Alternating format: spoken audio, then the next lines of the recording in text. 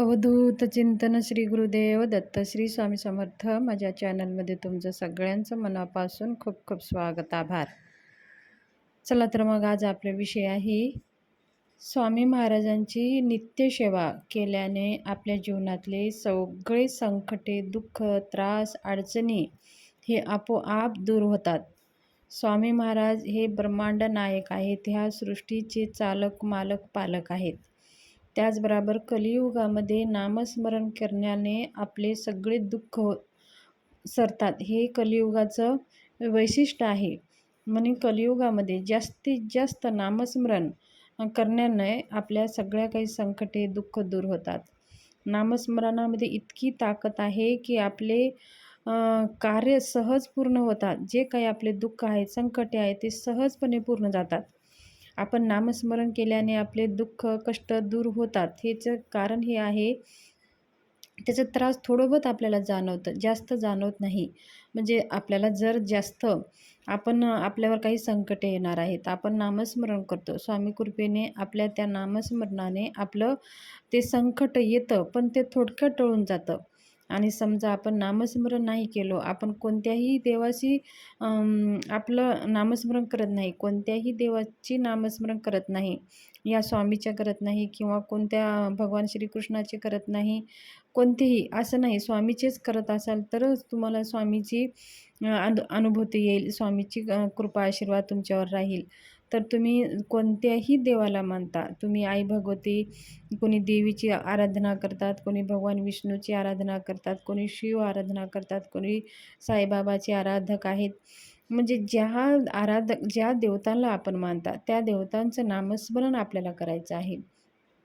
त्या नामस्मरणामध्ये आपण ह्या भवसागर म्हणजे ह्या दुःखसागरामधून आपण तरून जातोय. असं नाही की आपल्याला संकट येणार आहे, आपल्या नशिबामध्ये आहे, ते आपल्याला भोगायचंच आहे. काय कर्म घेऊन आपण आलेलो आहोत, ह्या आपण ज्यावेळी जन्माला येतो तेव्हा असे आपले जे काही मागचे जे सगळे पाप पुण्य कर्म घेऊन ते फेडण्यासाठी, ते भोगण्यासाठी आपण जन्म घेत असतो. तर आपण कितीही चांगलं कर्म करतो, कितीही चांगलं आपण वागतो, कुणाचं वाईट करत नाही, कुणाला फसवत नाही, तरीही पण आपल्याला दुःखच येत असतात, संकटेच येत असतात. ह्याचं मागचं कारण हेच आहे की आपण पूर्वी जन्माचं सगळं काही पाप पुण्य घेऊन येत असतो, ते आपल्याला भोगायचं असतं. म्हणून त्या कर्मानुसार आपल्याला ते पुण्य फळ भेटतं आणि ते चांगलं वाईट ते आपल्यासोबत घडत जातं. तर आपल्याला बघा, वाईट असं कुणाला वाटत नाही की आपल्याला जीवनामध्ये वाईट यावं, आपलं काही संकट यावं, दुःख यावं. सगळ्यांना वाटतं की आपलं जीवन सगळं व्यवस्थिशीर चालावं.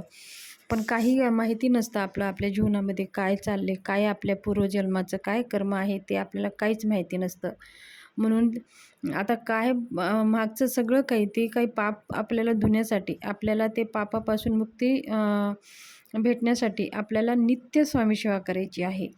नित्य स्वामी सेवा म्हणजे आपल्याला स्वामी महाराजांची नित्य सेवा करायची आहे. म्हणजे 11 माळी श्री स्वामी समर्थ जप आणि श्री स्वामी समर्थ सारामृतांचे 3 अध्याय. मग 3च अध्याय, मग आज 3 अध्याय वाचला तर मग उद्या आपल्याला आज जर 1, 2, 3 अध्याय वाचला तर उद्या आपल्याला 4, 5, 6, परवाला 6, 7, 8, त्या परवाला आपल्याला 9, 10, 11, 11, 12, 10, 11, 12 म्हणजे अशा प्रकारे 3 अध्याय आपल्याला वाचायचे आहेत. 9 अध्यायाचा हा ग्रंथ आहे, 21 अध्यायाचा हा ग्रंथ आहे. आपल्याला रोज 3 अध्याय वाचायचे असतात. आता कुणाकडं काय असतं की मोठं ग्रंथ असतं, आपण अक्कलकोटकडनं आणलेलं एखादी ग्रंथ असतं, त्याच्यात वेळ लागतो. तरीही पण आपल्याला ते रोज 3 अध्याय वाचायचे आहेत. आपण केंद्रामधून जर ग्रंथ घेतला तर त्याच्यामध्ये अध्याय छोटे छोटे आहेत आणि ते सहज आपण वाचू शकतो. तर आपल्याला ही नित्य स्वामी सेवा करायची आहे. 11 माळी जप, 3 अध्याय श्री स्वामी समर्थ सारामृतांचे आणि दररोज आपल्याला 1 माळ श्री गायत्री मंत्राचा जप करायचा आहे. ही नित्य सेवा आपल्या जीवनामध्ये ठेवायचं आहे. ही सेवा ठेवल्याने आपल्याला दुःख येणार नाहीत का? तर दुःख येतील, पण ते दुःख आपल्याला जास्त त्रास देणार नाहीत. ते दुःख सहज निघून जातील. संकटे येतील, ते सहज थोडक्यात निघून जातील. बघा, कधी एखाद्या वेळेस आपल्याला ॲक्सिडेंट होतोय तर एवढं मोठं ॲक्सिडेंट असूनसुद्धा आपल्याला किरकोळ मार लागतं आणि आपण त्याच्यात आपण सहज असं वाचू शकतो. तर असे संकटे येत असतात, तर असे अंगावरून निघून जातात. ते थोडक्यामध्ये तरून जातात. ही सगळी स्वामींची कृपा असते. ही स्वामी महाराजांचं आशीर्वाद असतं. ते एक रक्षा कवच आपल्यासोबत बनलेलं असतं. आपल्यावर संकटे तर येतात, पण ते कळत नाही, सहज आपल्याला तरून जातात. म्हणून आपल्याला स्वामी सेवा ही नित्यसेवा ठेवायची आहे. नित्यसेवा म्हणजे काय? दररोज, आता दररोज जसं आपल्याला रोज जेवायला लागतंच. आपण एखाद दिवशी उपाशी राहू शकतो का?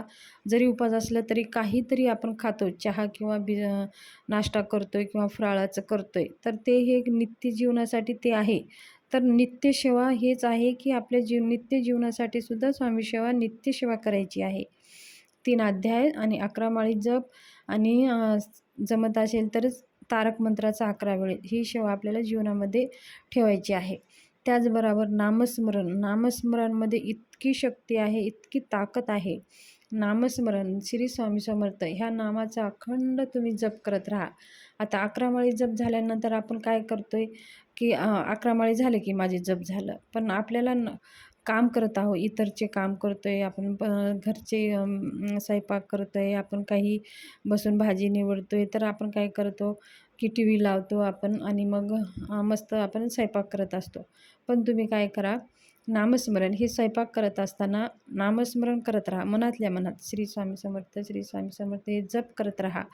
आणि पहा, एकतर तुमच्या अन्नाला इतकी चव छान येईल आणि तो अन्न आहे ना, अन्न नसून ते प्रसाद बनेल आणि त्या प्रसादामध्ये जे आपण मंत्र जप केलेला आहे, त्या लहरी, ते सकारात्मकता त्याच्यामध्ये जातं आणि तो अन्न सकारात्मक असतं आणि सात्विक बनतं. ते अन्न नसून ते प्रसाद बनतं आणि तेच अन्न आपल्या घरचे लोकांनी सगळे खाल्ले, तर त्यांचे विचारसुद्धा सकारात्मक राहतात, सात्विक होतात. आणि म्हणून आपण काय करायचं, की अन्न बनवताना, स्वयंपाक बनवत असताना श्री स्वामी समर्थांचा मंत्र अखंड जप करत राहायचं. मनामध्ये चांगले विचार आणायचे आणि स्वामी महाराजाला स्मरण करून श्री स्वामी समर्थ, श्री स्वामी समर्थ ह्या मंत्राचा अखंड आपल्याला जप करायचा आहे. ही जरी सवय आपण जर लावून घेतली, तर बघा आपल्याला कितीही तरी असंख्य अडचणी असेल, दुःख असेल आणि आपल्या जीवनामध्ये खूप काही संकटे आहेत, तर सहज स्वामी महाराजांच्या कृपेने हे सगळे काही सुटत असतात. आणि फक्त ह्या सेवेने बघा आपल्या जीवनाचं असं वाटतं की सोनं होतं. मग आपल्याला वाटत नाही की स्वामी महाराजांच्या कृपेने काय काय झालं. मग ज्यावेळेस ह्या सगळ्या प्रश्न सुटल्या जातात, तेव्हा आपलं वाटतं खरंच स्वामी अशक्य ही शक्य करतील स्वामी. तर स्वामी खरंच अशक्यही करतात, आपल्या जीवनाचं सोनं करणारे आहेत. तर स्वामी महाराज हे ब्रह्मांड नायक आहेत. त्यांची सेवा तुम्ही नित्यसेवा आवर्जून करा. 11 माळी जप आणि 3 अध्याय श्री स्वामी समर्थ सारामृतांचं.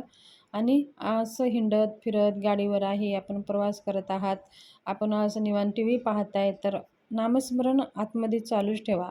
तर ही नित्यसेवा आपल्या जीवनामध्ये एक आदतच सवय लावून घ्या. आपल्या जीवनामध्ये कधीही दुःख संकटे येणार नाहीत. स्वामी महाराजांच्या कृपेने सगळे दुःख संकटे सहज दूर होतात. तर ही स्वामी सेवाविषयी माहिती तुमच्याशी शेअर करायची होती. माहिती कशी वाटली? जर आवडली असेल तर चॅनलला सबस्क्राईब, शेअर, लाईक जरूर करा. धन्यवाद.